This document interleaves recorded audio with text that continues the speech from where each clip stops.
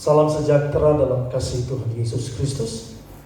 Kita bersyukur kepada Tuhan karena oleh kasih karunia Tuhan kita diberikan kesempatan untuk dapat memperingati Jumat Agung, di mana Yesus yang sudah mati buat setiap manusia, sehingga yang tadinya kita tidak berharga, tetapi karya kematian Yesus menjadikan kita satu pribadi yang berharga dan bernilai di mata Tuhan. Puji Tuhan, jemaat GPD Eklesia yang dikasihi Tuhan, yang sedang menyaksikan live streaming, hati kami rindu jumpa dengan jemaat Tuhan, namun situasi dan kondisi membuat kita belum bisa bertemu. Tetapi tentunya setiap hari dan setiap waktu kita ketemu di dalam doa kepada Tuhan. Puji nama Tuhan. Firman Tuhan dalam ibadah Jumat Agung, saya berikan tema kuasa darah Yesus.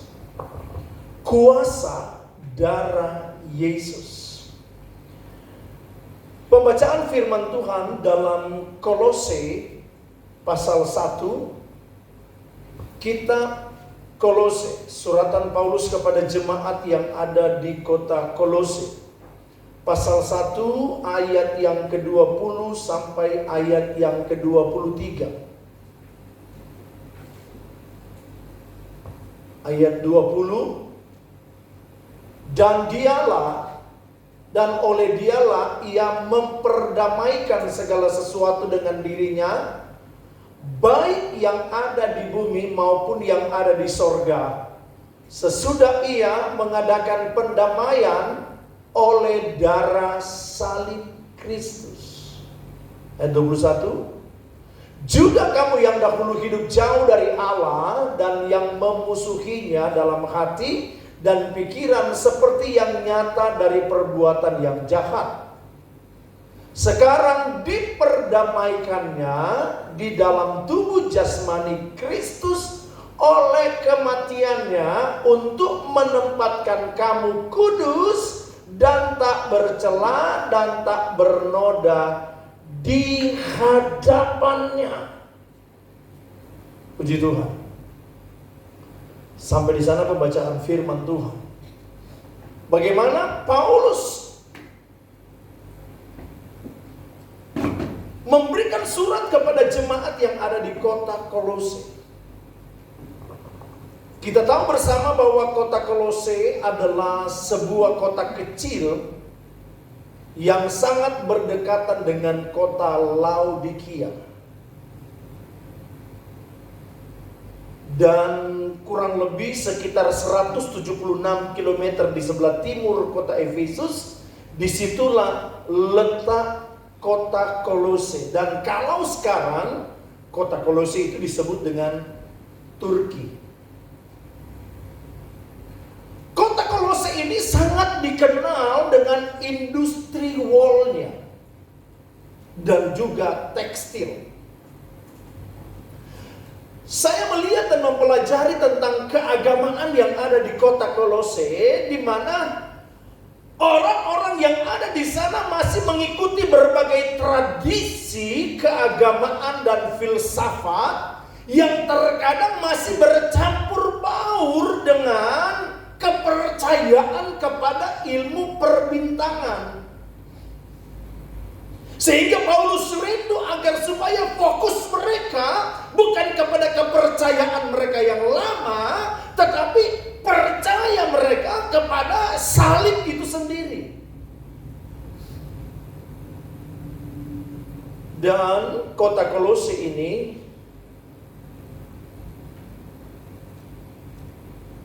telah runtuh pada tahun 60 Masehi yang diakibatkan oleh gempa bumi yang besar. Dan sekarang kota itu sudah tidak berpenduduk lagi. Tinggal ada puing-puing bangunan-bangunan yang lama. Namun saya percaya kebenaran sudah ditaburkan.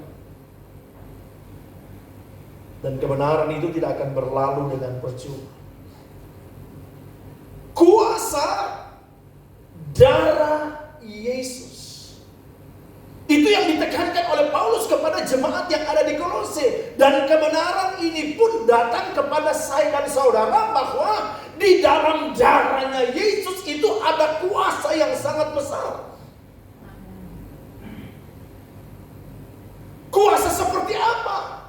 Di dalam darah Yesus itu saya pelajari yang pertama, kuasa darah Yesus itu mendamaikan antara Allah dan manusia, antara manusia dan sesama, juga antara diri sendiri.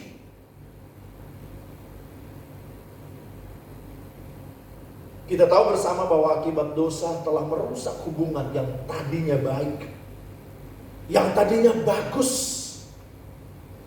Tetapi lahirnya dosa berdampak kepada rusak hubungan yang baik tadi. Sehingga dosa membuat manusia itu menjadi musuhnya Allah.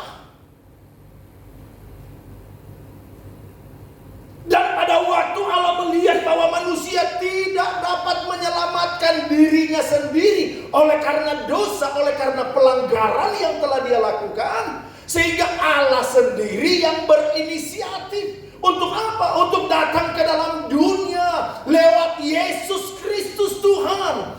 Dia harus lahir di kandang yang hina. Bahkan pada usia 30 tahun dia mulai memerintah dan melakukan mujizat-mujizat. 3,5 tahun kemudian, pada akhirnya dia harus melewati jalan penderitaan itu. Dia harus melewati jalan sengsara, jalan siksaan, jalan via dolorosa, sampai dia terpaku di bukit Tengkorak. Bukan karena dia yang bersalah, bukan karena dia yang berdosa, tetapi kesalahan manusialah, kesalahan saya dan saudara, sehingga dia harus mati. Dan darahnya tertumpah di bukit Golgota. Kuasa yang begitu hebat di dalam darah Yesus. Karena kuasa darah Yesus mendamaikan antara Allah dan manusia. Dan juga mendamaikan antara manusia dengan sesama. Sehingga lewat kita memperingati Jumat Agung ini sudah seharusnya satu dengan yang lain. Antara hamba Tuhan A dengan hamba Tuhan B bersatu di dalam membangun kehidupan rohani umat-umat Tuhan. Antara jemaat A dan jemaat B bersatu, berdamai satu dengan yang lain. Bukanlah bermusuhan.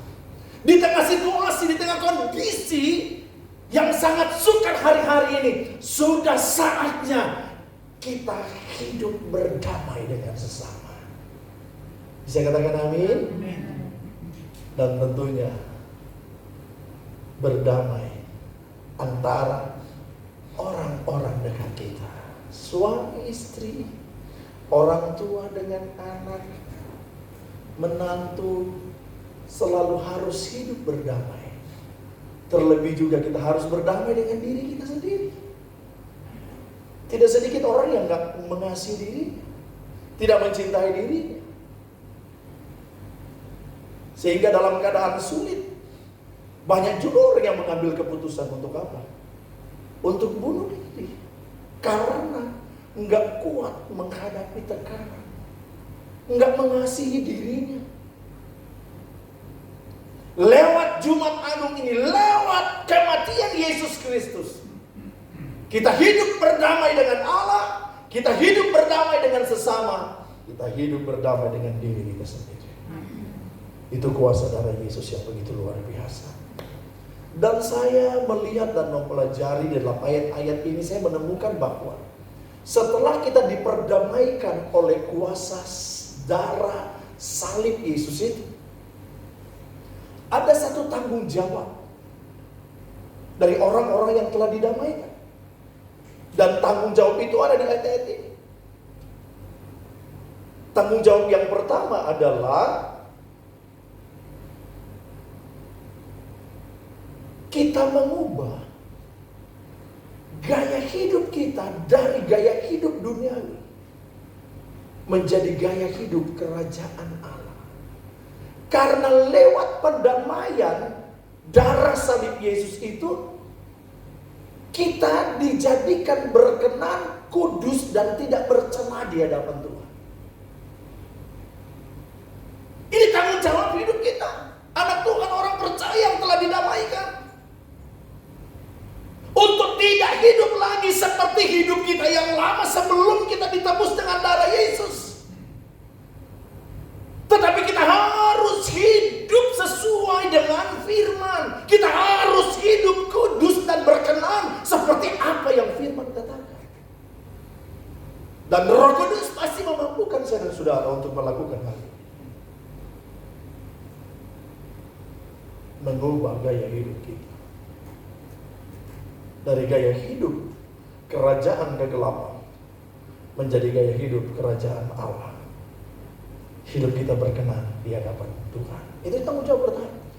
Dan tanggung jawab yang kedua, kita bertekun dalam iman di dalam ayat 23. Kita bertekun dalam iman, artinya kita harus memelihara iman kita.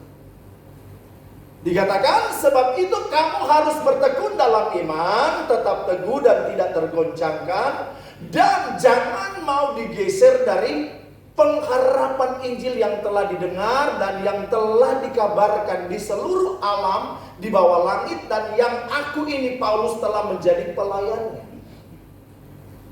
Harus bertekun di dalam iman, artinya iman itu harus dipelihara, harus dijaga, sehingga tetap ada di dalam iman yang kuat dan kokoh. Dan hari-hari ini kita sedang menghadapi ujian iman. Dengan situasi, kondisi,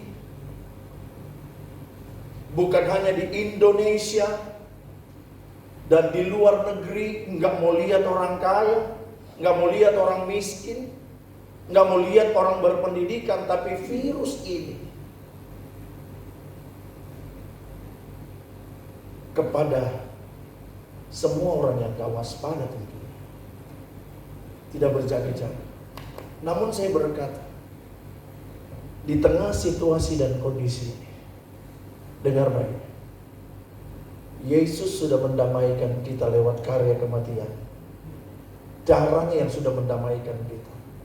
Makanya tanggung jawab yang harus kita ambil, kita harus bertekun dalam iman, memelihara iman kita agar tetap berdiri kuat di tengah goncangan-goncangan yang kuat hari-hari.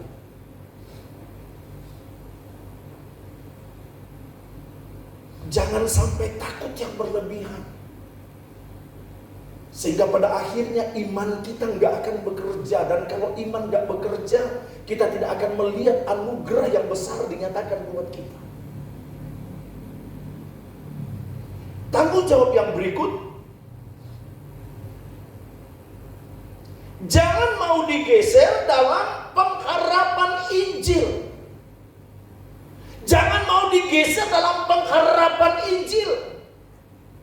Artinya kita nggak boleh kembali kepada hidup kita yang lama oleh karena situasi yang terjadi.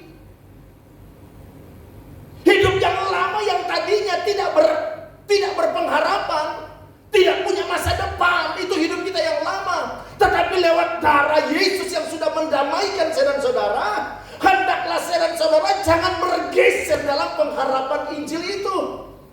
Jangan kembali kepada gaya hidup kita yang lama. Jangan kembali kepada gaya hidup kerajaan kegelapan yang membawa maut. Tetapi kita tetap ada kepada hidup yang dijanjikan Tuhan penuh pengharapan. Itu di dalam Yesus Kristus. Jangan mau digeser. Sebab di dalam Yesus itu hidup di dalam pengharapan. Di dalam Yesus hidup yang dijanjikan dalam kekekalan. Tak ada penderitaan dan duka di sana. Dan tanggung jawab yang berikut,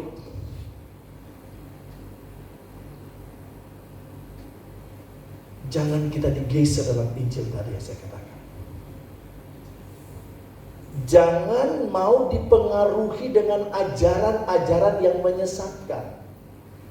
Alkitab katakan akhir zaman itu akan terjadi, mendahului kedatangan Tuhan akan terjadi peperangan, bala sampar, akan terjadi krisis ekonomi, dan juga akan bermunculan pengajaran-pengajaran yang palsu, pengajaran-pengajaran yang menyesatkan. Saya dan saudara yang telah didamaikan hubungan kita dengan Allah lewat darah Yesus, jangan mau disesatkan. Pada saat itu di kota Kolose itu lagi subur dengan pengajaran-pengajaran yang menyesatkan. Nah, pesan Paulus agar supaya jangan mereka terpengaruh dengan pengajaran-pengajaran itu. Hari-hari ini akan bermuncul pengajaran-pengajaran yang mungkin palsu dan menyesatkan. Jangan kita terbawa dengan pengajaran-pengajaran itu. Kita yang sudah punya dasar firman, kita harus tetap kepada pengajaran yang benar itu. Saya katakan amin. Nah, itu yang pertama, kuasa darah Yesus, yaitu kuasa darah Yesus mendamaikan. Dan setelah kita didamaikan, ada beberapa tanggung jawab yang saya sudah jelaskan yang harus diambil oleh orang-orang yang telah didamaikan oleh karya salib itu. Dan yang kedua, kuasa darah Yesus. Kuasa darah Yesus memberi perlindungan. Katakan memberi perlindungan. Kuasa darah Yesus memberi perlindungan. Coba kita lihat, itu Paskah yang pertama dalam Keluaran 12 ayat 12. Keluaran 12 ayat 12 sampai 14. Ya. Sebab pada malam ini aku akan menjalani tanah Mesir, dan semua anak sulung dari anak manusia sampai anak binatang akan kubunuh, dan kepada semua Allah di Mesir akan kujatuhkan hukuman. Akulah Tuhan. Dan darah itu menjadi tanda bagimu pada rumah-rumahmu di mana kamu tinggal. Apabila aku melihat darah itu, maka aku akan lewat daripada kamu. Jadi tidak akan ada tulah kemusnahan di tengah-tengah kamu apabila aku menghukum tanah Mesir. 14. Hari ini akan menjadi hari peringatan bagimu. Kamu harus merayakannya sebagai hari raya bagi Tuhan turun-temurun. Kamu harus merayakannya sebagai ketetapan untuk selama-lamanya. Kita tahu persis bagaimana ayat-ayat yang sudah kita bacakan pada saat ini, di mana bangsa Israel ada di tanah perbudakan selama 430 tahun mereka di sana. Tapi Raja Firaun bersikeras untuk tidak mengeluarkan mereka dari tanah Mesir. Akhirnya apa yang terjadi? Tuhan memberikan tulah di tanah Mesir. Ada tulah pertama, air menjadi darah. Tulah kedua, katak. Tulah ketiga ada nyamuk. Tulah keempat ada lalat pikat. Tulah kelima ada bala sampar yang terjadi di negeri itu. Itu pun gak melunakkan hati seorang Raja Firaun. Mereka tetap mempertahankan umat Israel itu untuk tidak keluar. Sampai pada tulah yang keenam ada bara. Tulah ketujuh ada hujan es. Ada belalang di tulah ke-8. Tulah ke-9 ada kegelapan yang pekat. Dan akhirnya tulah ke-10 ada kematian anak sulung. Bukan hanya kematian anak sulung bagi manusia, termasuk kematian anak sulung binatang-binatang. Jadi saudara bisa bayangkan saat itu terjadi tangisan yang besar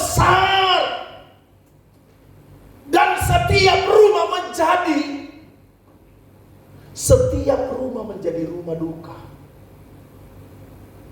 Karena di setiap rumah pasti ada yang mati.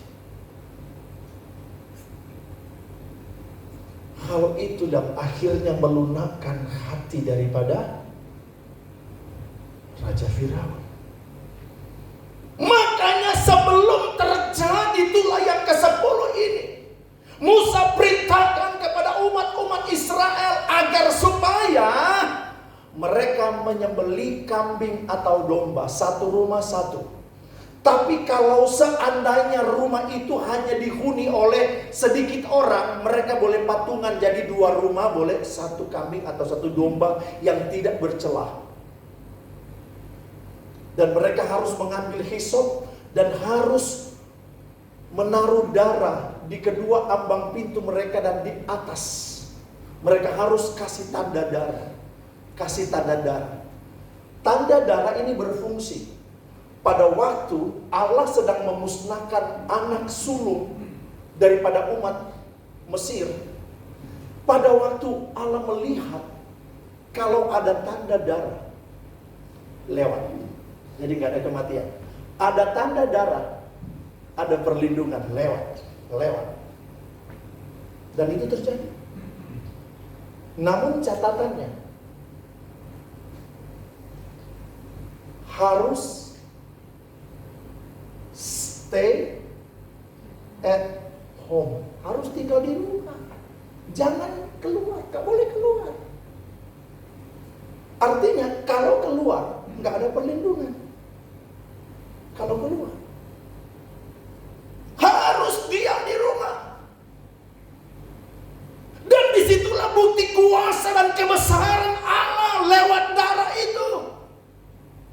Bukankah ini gambaran daripada darah Yesus Kristus yang sudah mati di Bukit Golgota? Dan darah itu berkuasa sebagaimana dia melindungi umat Israel. Dia juga Allah yang berkuasa, yang sanggup melindungi orang-orang percaya. Kuasa darah Yesus memberikan perlindungan. Itu sebabnya kita selalu dapat memperkatakan darah Yesus yang melindungi aku. Darah Yesus yang memproteksi aku. Darah Yesus yang menjagai aku di siang dan malam. Karena darah Yesus punya kuasa untuk memberikan perlindungan. Dan pada akhirnya hati daripada Firaun lunak. Dan dia membiarkan bangsa Israel yang dipimpin Musa untuk keluar dari tanah perbudakan itu. Di tengah situasi dan kondisi yang terjadi hari-hari ini, COVID-19, Jakarta sekarang sudah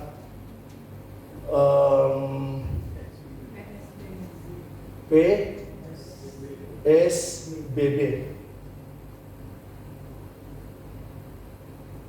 Ini sudah besar-besaran sekarang.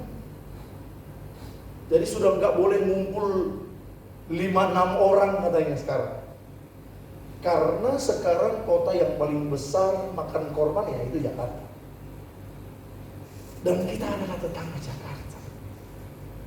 Tetapi kembali saya katakan, kuasa darah Yesus memberikan perlindungan bagi orang percaya.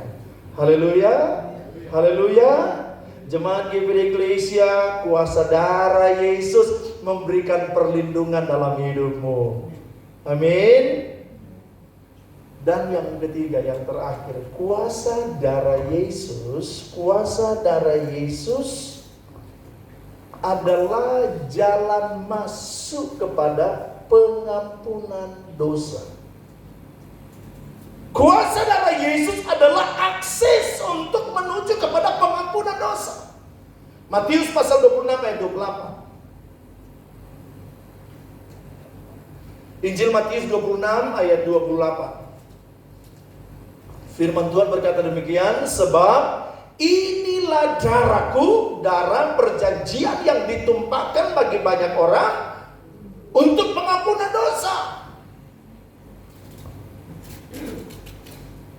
Darah perjanjian yang ditumpahkan bagi banyak orang untuk pengampunan dosa. Manusia telah berdosa, manusia telah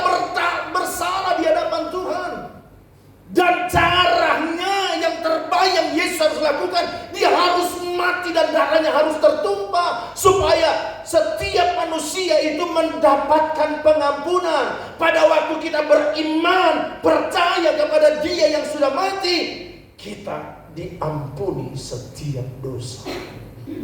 Makanya firman berkata, sekalipun dosamu semerah kerbisi akan diputihkan seperti salju.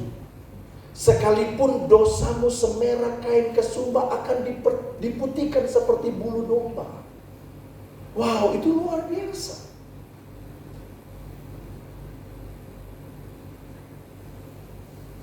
Namun terkadang gini, kita memahami arti daripada kuasa darah itu, yang sanggup mengampuni dosa-dosa dan kesalahan kita. Tetapi kadang kita nggak ngerti arti daripada mengampuni sesama. Kita ngerti arti pengampunan lewat darah Yesus, tetapi kita kadang nggak ngerti arti pengampunan terhadap sesama kita. Pengampunan Yesus itu tanpa batas. Tidak ada batas. Bagaimana dengan kita? Sudahkah kita mengampuni? Halo jemaat GPD Eklesia, sudahkah kita mengampuni satu dengan yang lain? Sudahkah kita mengampuni sesama kita? Mungkin engkau disakiti oleh orang dekatmu, engkau dikhianati oleh sahabat dekatmu.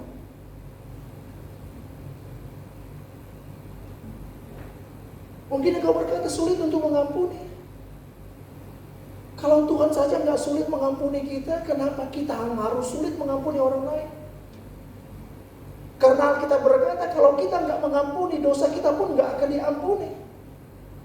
Kalau kita tetap menyimpan kebencian, tetap menyimpan kesalahan orang lain dan tidak mau melepaskan pengampunan, sejauh itu pun kita masih hidup dalam dosa dan tidak mendapatkan pengampunan. Tetapi kalau kita mengerti bahwa darah Yesus yang sudah mengampuni kita, kita juga harus melepaskan pengampunan kepada orang yang bersalah kepada kita. Orang dekat kita yang mungkin menyakiti kita, lepaskan pengampunan supaya dosa kita diampuni.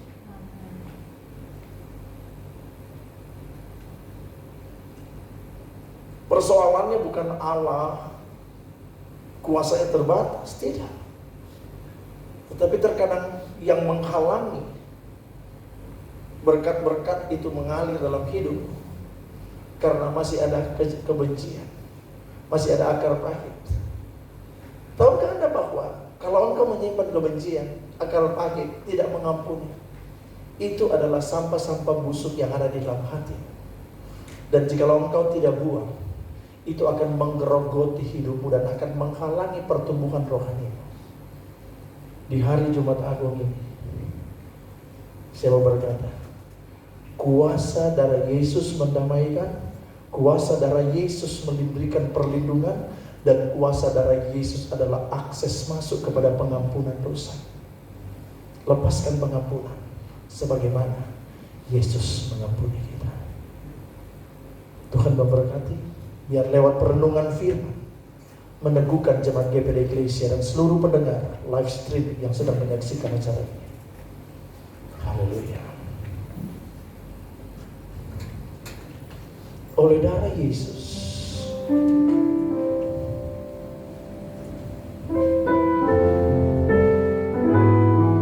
kemuliaan